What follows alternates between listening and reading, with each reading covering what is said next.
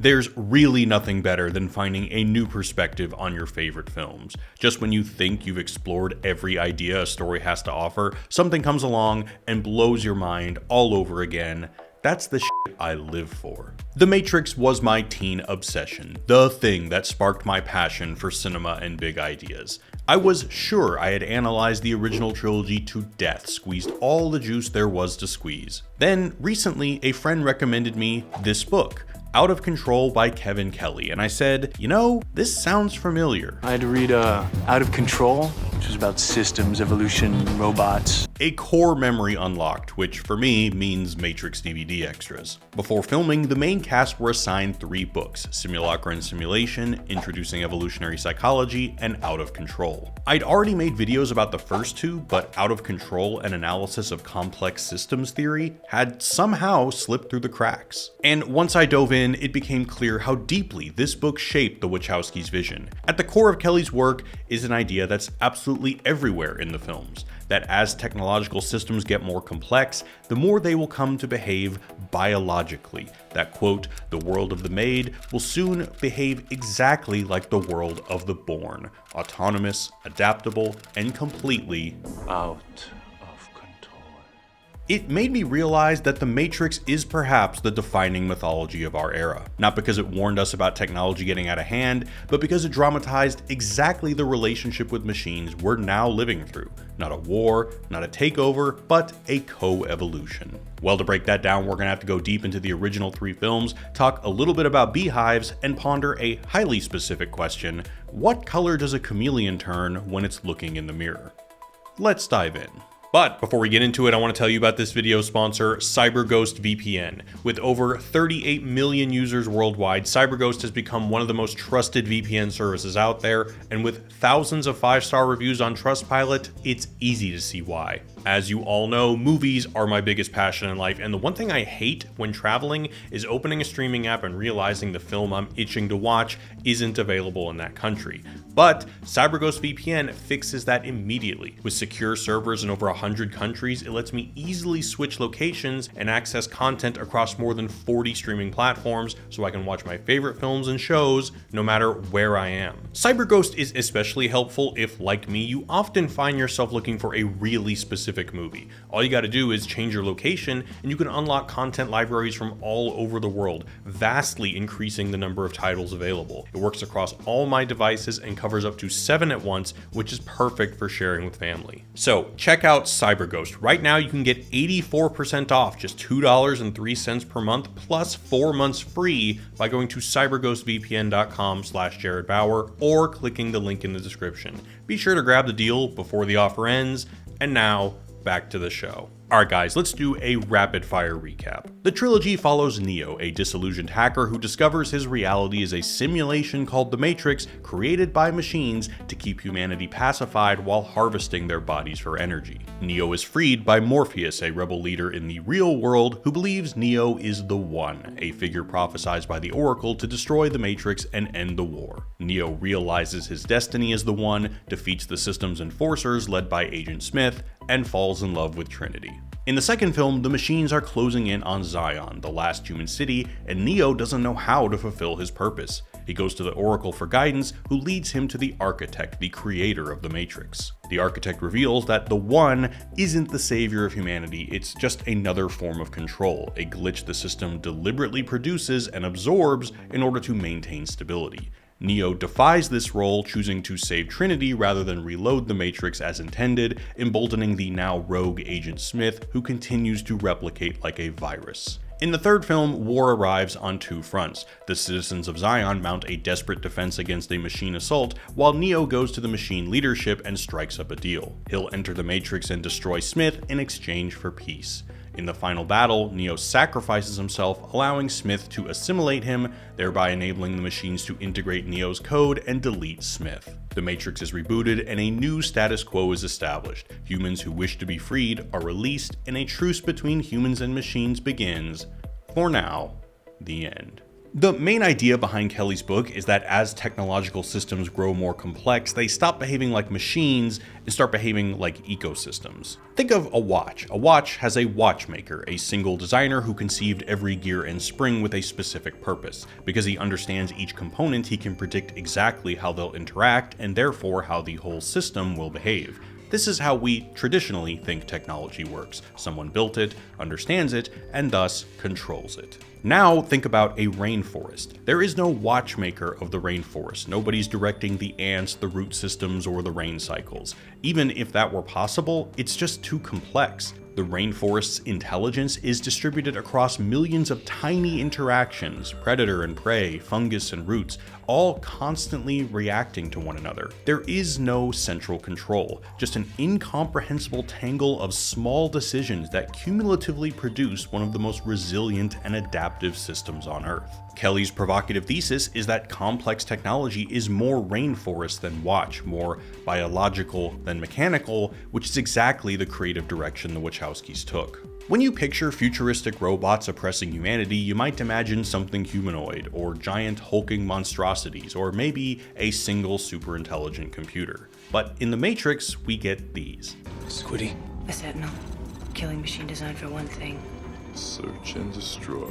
Squid bug-looking things that travel around in swarms. This decision comes straight from Kelly, because for him, the future of technology is not a single all-knowing supercomputer. It's millions of small, dumb things communicating with each other to create something that is collectively intelligent, self-regulating, and leaderless. His favorite metaphor is a beehive. Per Kelly, no one bee is in control, and yet an invisible hand governs, a hand that emerges from very dumb members. The collective hive mind transcends their small bee minds. Even Deus Ex Machina, the babyface final boss of the machines, isn't a single entity, but a swarm of small robots whose collective actions form the greater will of machine-kind. The Machine City 2 looks more like a forest than a metropolis. Cables sprawl like wild vines consuming a landscape, and human bodies are grown on stalks rather than built in a factory. Some of the bigger machines look like insects or praying mantises, and in the Animatrix, the first Machine City looks like fungal growth expanding across a petri dish or a giant coral reef. Corals are another hive organism, millions of tiny polyps building a massively complex singular structure. Again, future tech acts more biologically than mechanically. The thing is, just as you can't control a rainforest, you can't control any sufficiently complex system, an economy, an immune system, or a highly advanced simulation. Any attempt to do so will almost certainly fail. For example, the first Matrix. Did you know that the first Matrix was designed to be a perfect human world? It was a disaster. No one would accept the program. Entire crops were lost. The architect later says that the first Matrix was the ultimate watchmaker project, a mathematically perfect system, every variable accounted for and controlled from the top down. The first Matrix I designed was quite naturally perfect. It was a work of art, flawless, sublime, and triumph equaled only by its monumental failure. It seems like the Wachowskis even took the cover of the book as inspiration for the architect's lair. The surveillance TVs, his supposed omniscience, represent his belief that total awareness equals total control. But, as he eventually realizes, in order to achieve systemic stability, you need something you find in biology: instability. You need Neo. Your life is the sum of a remainder of an unbalanced equation inherent to the programming of the Matrix. You are the eventuality of an anomaly which, despite my sincerest efforts, I have been unable to eliminate from what is otherwise a harmony of mathematical precision. So, how does instability cause stability? Kelly talks about a scientist named James Lovelock who discovered that a hallmark of living systems is when they remain poised in the act of collapsing, or what he called a permanent state of almost fell. Back in the 60s, scientists were designing probes to land on Mars and scoop up soil to test for life. But Lovelock said, nah, guys, you don't have to do that. Just look at the atmosphere. If a planet's atmosphere is resting in perfect chemical equilibrium, there's no life. But if you look at Earth's atmosphere, it's full of highly reactive gases like methane and oxygen that should theoretically destroy each other. And yet, there they are, held together in a constant state of chemical tension. Lovelock realized that life is that tension. To avoid total collapse, a system must constantly introduce conflict and errors because they allow the system to adjust itself through feedback, to adapt, and that applies to biology as much as it does to machines. Neo's function is to introduce that stable instability of errors. The longer he resists reintegrating his code into the source, the longer the Matrix is denied its adaptive mechanism, and the more Smith spreads, eventually bringing the system to its knees. The One is the solution the machine's designed to prevent that. The prophecy is a cyclical mechanism that introduces a controlled anomaly into the system, lets the Matrix adapt around it, and then absorbs it, keeping the whole thing poised in a state of almost fell. Thus, the balancing act between the architect and the oracle. If I am the father of the Matrix, she would undoubtedly be its mother. The Oracle. The architect's purpose is to balance the equation, hers, through the prophecy, is To unbalance it. The issue is, the architect thinks he can still maintain control, that he can perfectly manage the introduction of error. While it remains a burden assiduously avoided, it is not unexpected and thus not beyond a measure of control. He's got it all figured out. The Oracle leads the One to him, and he gives the One an offer he can't refuse. Reload the Matrix and save Zion, or refuse and condemn humanity to extinction. But there's a problem. The problem is choice. For a living system to adapt, it needs unpredictable variables, which in this case is human choice. Neo has to choose a door of his own free will. But I can only show you the door. You're the one that has to walk through it. But the thing about unpredictable variables is that they're unpredictable, and you're liable to get a version of the One who's crazy in love enough to make the irrational choice, which is what Neo does. He chooses Trinity, and everything goes to shit. Trying to manage human choice is like trying to manage chaos. It's a no-go, something Smith also learns. Smith thinks by absorbing every variable, every program, and every person in the Matrix, he can account for everything and thus predict everything. Absolute power and control, right?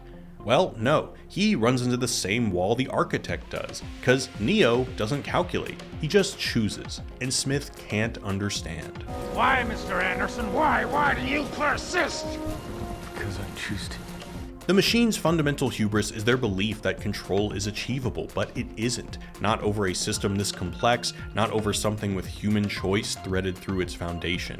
The only viable move is to stop trying to manage choice and start incorporating it. What about the others? What others? The ones that want out? Obviously, they will be freed. Only by offering choice to all humanity can they maintain that sweet spot of perpetual almost fell. The real revolution that Neo sparks is a conceptual one. The machines cannot simply subjugate humans, and humans cannot simply destroy the machines. The machines need human energy and choice to survive, and the humans need machines to survive underground. They are locked together in a larger complex system, a system of co-evolution, and the boundary between them is getting increasingly blurred. Per Kelly, the realm of the born, all that is nature, and the realm of the made, all that is humanly constructed, are becoming one. Machines are becoming biological, and the biological is becoming engineered. The Wachowskis gesture toward this in a few ways. Smith, a program, literally becomes human, and in the train station, Neo is surprised to learn that Ramachandra, a machine, loves his daughter with the same ferocity Neo loves Trinity. I just have never. Heard a program speak of love. It is a human emotion. He even believes in spiritual, non-measurable ideas like karma. That is our karma. You believe in karma? While Neo, at the end of Reloaded, can now feel the machines, Something's different. I can feel them. and later can see how a machine sees, depending on how you interpret it. When two things co-evolve, they form a single system that neither are in control of. The guy who seems to understand this from the jump is Counselor Hammond. It does make one wonder just what is control? During a late-night conversation with Neo, Hammond talks about the machines that provide them light, air, and heat. Neo claims that humans are in control because they can choose to turn them off. If we wanted, we could shut these machines down. But it's not that simple. Although if we did, we'd have to consider what would happen to our lights, our heat, our air. Neither humans or machines are in control, they're stuck in a dependent co-evolutionary loop. Counselor Hammond's point is essentially the same one Kelly makes using the example of a chameleon looking at a mirror. What color does it turn? It tries to match the reflection, but the reflection is simultaneously trying to match it. It's an infinite loop of mutual adaptation, just like the ones humans and machines are stuck in. And when you're stuck in a co-evolutionary loop, you might realize that war is no longer necessary. Kelly mentions that one of the few notions from game theory to become widely recognized is the distinction between zero-sum and non-zero-sum games. A zero-sum game is like a game of chess. If one person wins, it necessarily means the other person loses. This is the posture that humans and machines take for most of the trilogy. The humans are trying to destroy the machines and reclaim the Earth, while the machines believe they are the masters farming humans for power. But complex systems like a rainforest or an economy are non-zero-sum games. In a non-zero-sum game, the player's fates are intertwined, meaning both sides can win together through mutual adaptation, or both sides can lose if the system collapses. When Smith almost destroys the Matrix, he forces the realization that humans and machines could both lose, while Neo, on the other hand, forces the realization that they can both win.